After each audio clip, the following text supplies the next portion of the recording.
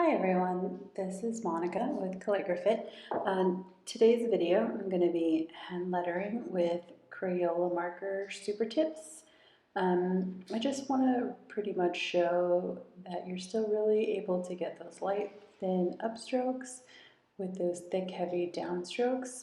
You're still going to want to make sure that you're putting pressure towards those downstrokes and that you're lifting a bit more on those upstrokes for those thinner lines.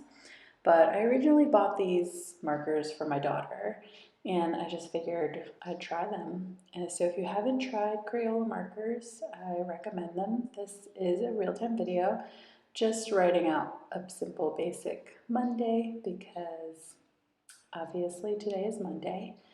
And I'm just going to try out some other bits of shadowing and highlighting with it, although I prefer to use a gel pen for highlighting.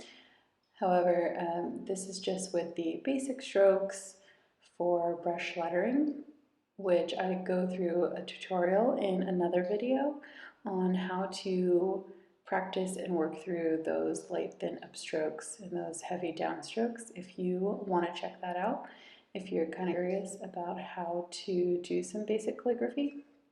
With this part, I'm just adding lines where I'm going to want my shadows to be. So for this, I'm imagining that my light source is up and to the left. So my shadows are going to be to the right and down under my letters.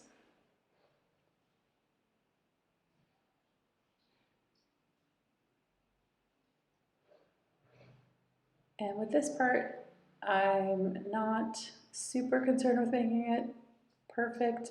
My lines are a little bit shaky, and that would be better just with, I suppose, more practice or steady hand, but I was also trying to not spend too much time so that I could do this video.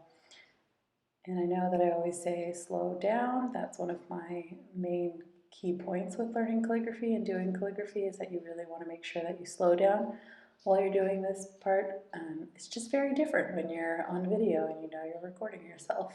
So the line work on my shadows could probably be a bit more consistent in terms of the spacing from the letterings or the letters.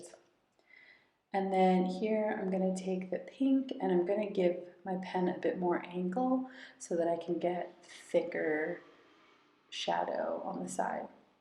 So you can see with the Crayola marker, I'm still able to really get those thin lines, that I was able to make those darker shadow lines, and then I'm still able to really go heavy on the downstroke and give my pen a bit more angle in order to get those thick lines for the shadow here. And I just thought it made it pop a little bit more and made it a little bit more aesthetically pleasing and just a little bit different to not have the shadow directly on the letter, but to have it slightly away.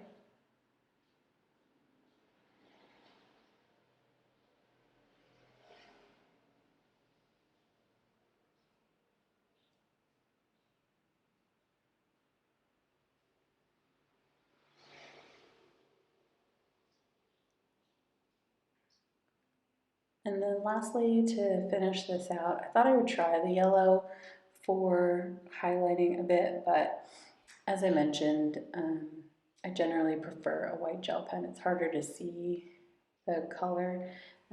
Depending on which medium you're using, if you're using paint or something that's less opaque, you could add another layer of a lighter version of that purple or something to add the highlight.